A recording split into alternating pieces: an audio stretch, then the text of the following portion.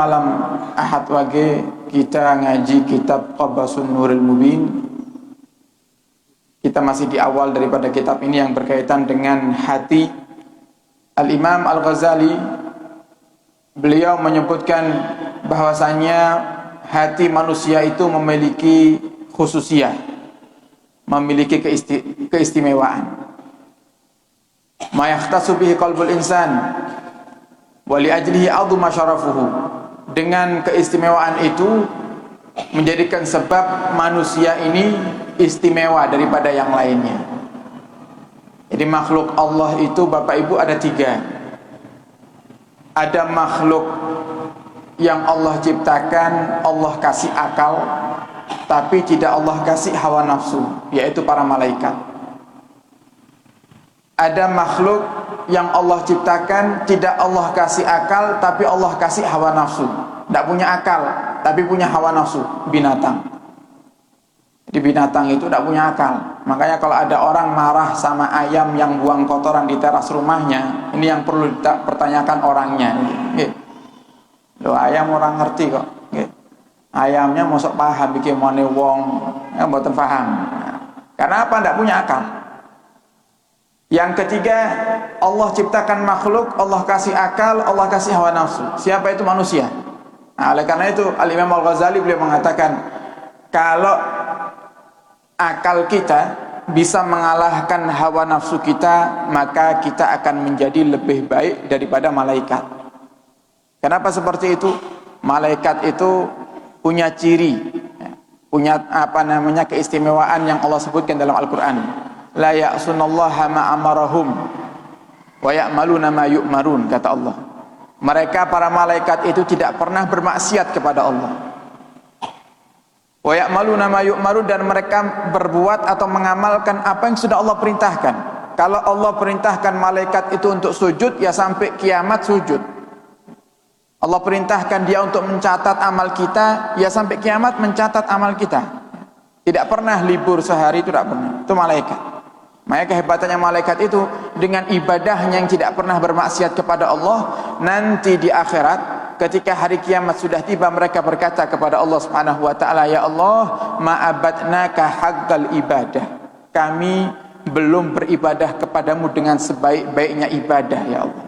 Padahal ibadahnya Masya Allah, itu para malaikat.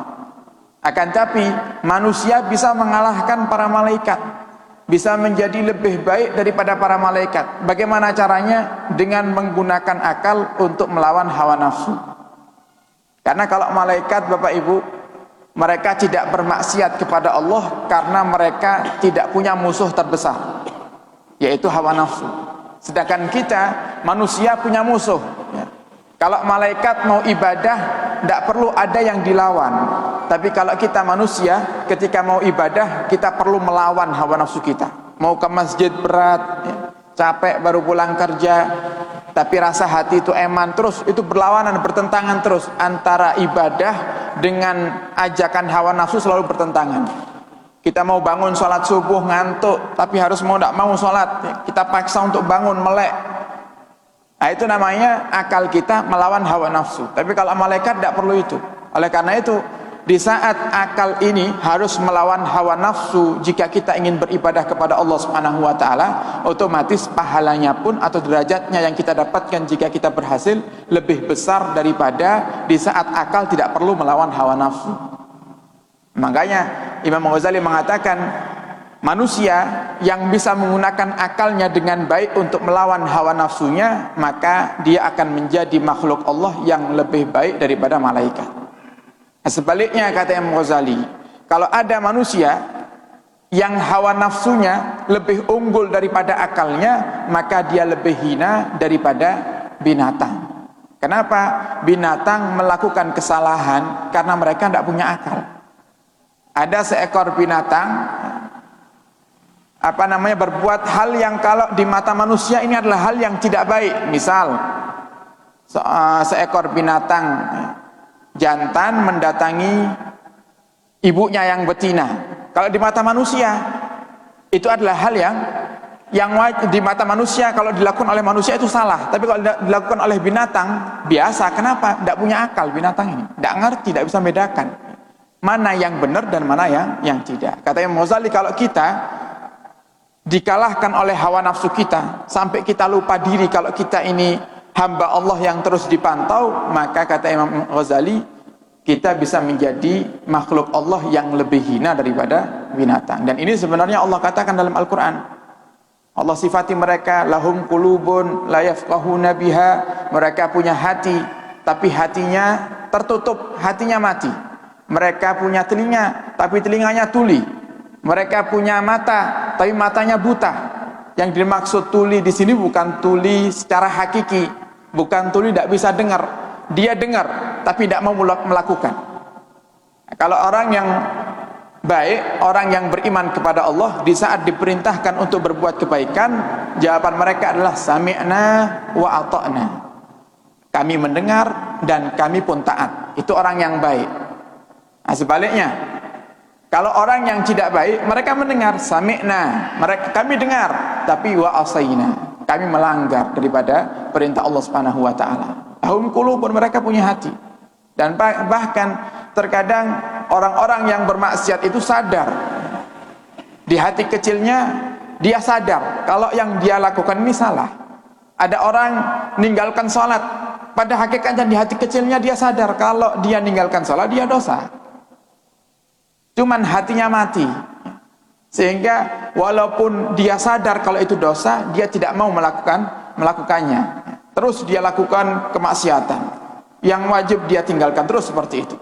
Jadi Allah sudah menilai mana manusia yang Allah anggap seperti binatang dan mana manusia yang Allah anggap seperti manusia selayaknya hamba. Dalam ayat itu Allah mengatakan, ulaika kal an'am bal hum adall, kata Allah. Mereka itu seperti binatang, bahkan lebih parah daripada binatang. Nah, ini Allah yang mengatakan. Cuman kita sebagai manusia, sesama manusia, tidak boleh di saat kita melihat ada orang yang tidak sholat, kamu ini binatang. Nah, kita jadi dosa karena bukan tugas kita itu. Ini ayat menegur diri kita secara pribadi, bukan untuk kita merendahkan orang lain. Makanya salah kalau kita gunakan ayat ini untuk merendahkan orang lain karena mereka tidak mau taat kepada Allah Subhanahu wa taala. Jadi manusia itu punya keistimewaan, yaitu Allah kasih akal. Nah, kemudian dari keistimewaan manusia ini yang bisa menjadikan akal mereka berjalan menurut jalan yang diatur oleh Allah, yang disukai oleh Allah, yaitu dua hal.